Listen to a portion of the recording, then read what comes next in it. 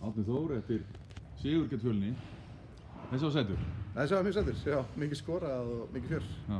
Það var góð hittni hérna á báðum liðum og já, markmið var nú bara að spila meira í vörðinu bara grundafæri en fengur samt okkur 107, þannig að það var svona kannski eina neikvæð en að skora 116 það er skemmtilegt að horfa á.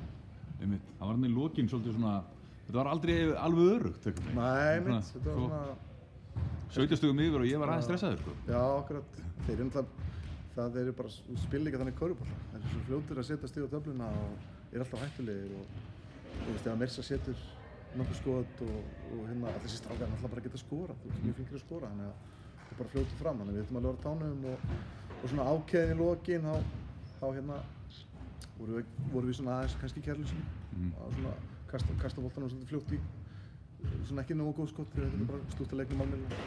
Þú svaraði svæðisvörninni þeirra henni í þriðja leikluta, ekkert mál, en svo kom hann þessi tvöföldun á leikstjórnunum okkar, það var aðeins. Það var svona aðeins vesinn og náttúrulega Eyþór var með COVID í kvöld og svona vanar með hann inn á vellinu líka til þess að svona taka tvo leikstjórnundur og svo Kent náttúrulega nálboltan líka.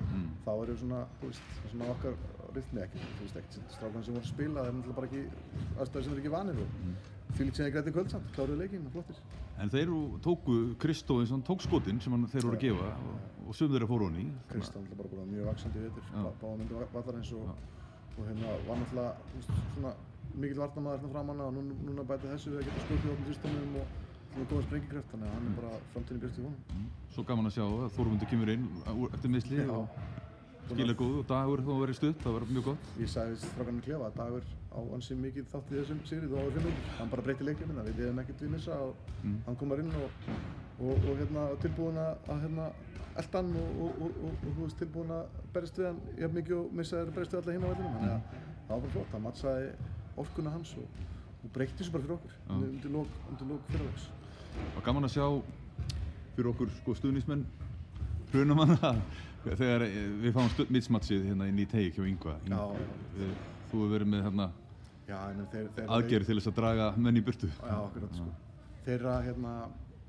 Þeirra stóri maður náttúrulega frá, hann var frábær hjá þeim og Fjölnir búið að vera tilsta liði þessari deild núna undanfarið.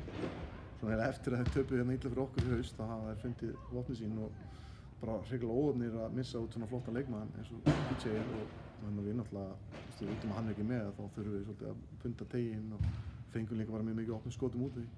Kent var að fá hann svolítið aftur út frá Yngva og svona, þannig að okkur leiði vel þegar fengið fórum inn teg og fundum það að þeir réðu illa við að stoppa okkur þar. Og Karlo búinn að vera rosalega góður í marga leiki í röð. Já.